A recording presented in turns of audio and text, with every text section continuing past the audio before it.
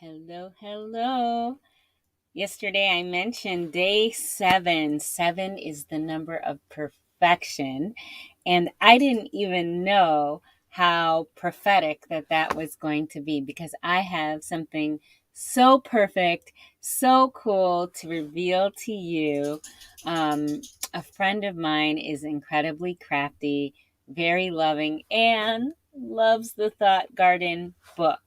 And she came up with a little merch idea for me that I have actually something special in mind I want to use it for, but I thought, you know what? Since she has it ready, let me go ahead and offer it to people in case they want to get it for themselves or for Christmas gifts. So, without further ado, in this gorgeous purple gift bag, I'm going to reveal for the first time.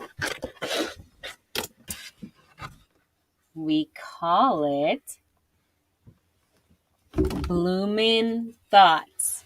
Oh, goodness. Bloomin' Thoughts from the Thought Garden. These are gorgeous, handmade paper flowers, of course, in the color of the book, as you can see behind me. The flower pot is glued together, and inside are 30 note cards. Aren't these beautiful? Gorgeous paper that they're made from. Hi, Nicole. We've got, it's hard to tell on this, I think, but these are beautiful pink. And then we've got a darker pink, and then we've got lavender in there. And so a little twist. I love, since my devotional is kind of a twist on devotionals, how about having a little twist on a notebook or a journal, doing something special? Hello, Nicole. Hello, Linda Bamba. Great to have you here.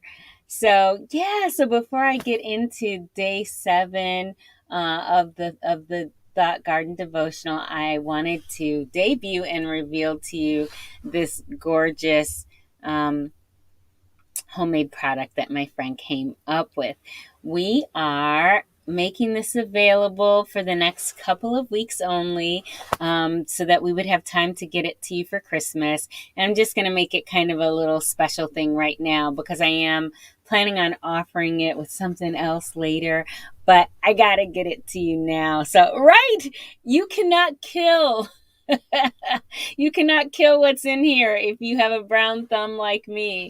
Um, yes. Well, I guess sometimes you can kill your good thoughts, but we're not going to do that. So there are 30 pieces of paper in here to represent each day whatever thoughts that you have regarding each poem or each entry. You can write down here and just place it behind you and have it as a lovely decor. So, this is, you have everything but your cactus.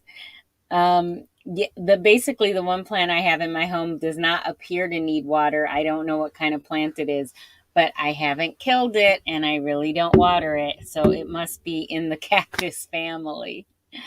All right. Oh, so how can you get this? Okay. So first of all, it's just $19.95, which I think is an amazing deal for something completely handmade. And $29.95 for shipping and handling. So if you don't live close by me, you would pay the $29.95, and you would go. Be quiet, dog. You would go to makefelicityyourlc.com to place your order. Oh, great to have you, Patricia. Um, and you will see the Bloomin' Thoughts notepad right there, all of our little notes. I think you might like this, Patricia. I was just showing everyone what my friend made to celebrate the release of Thought Garden. Sorry about the pups. They're very excited, of course, too. Yeah, right. So anyway, and then these 30 note cards that you can take a note on each day of the Thought Garden. So there you go. Like I said, you can look for it on my website and see. Isn't that beautiful? And available for the next couple of weeks so we can get it to you by Christmas. Ooh, lovely gift, lovely for your home. And I was just so honored that she would celebrate my book release with this. It's amazing. It's amazing. Susan Makoviak, if you happen to know her. Amazing lady. All right, well, let's get into just have a couple of brief thoughts about day 7 on Thought Garden. Is called emotion. And so the thoughts and the principles behind this are twofold. Number one, I really love when I learned that depression is lessened by 20% just by regular exercise.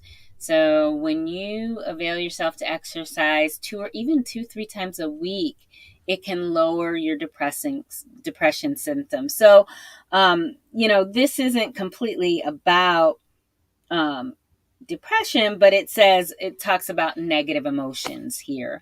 So I was thinking about that, and I was thinking about the importance of motion and movement when it comes to our emotions.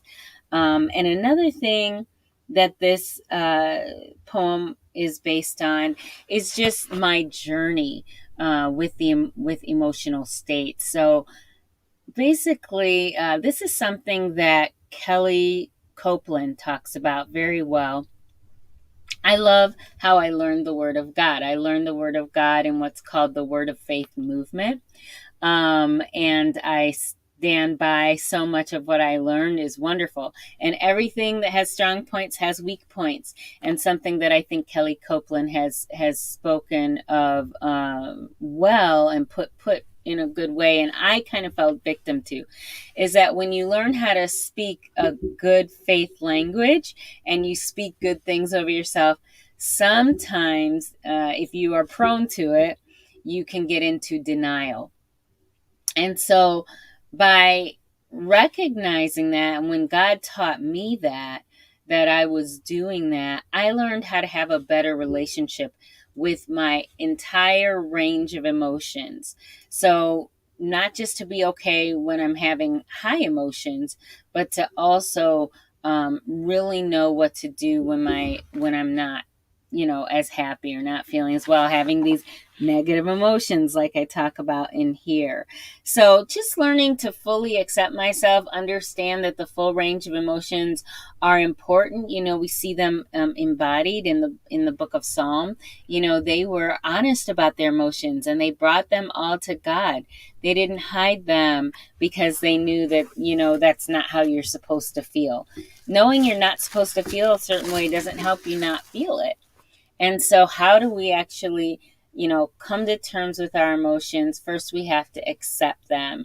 And so putting those two things together, when you accept them, you can begin to move on them. Emotion, have some motion surrounding your emotion. Don't just let yourself get stuck in how you're feeling, but in order to do something with how you're feeling emotionally, you got to first acknowledge how you're feeling emotionally.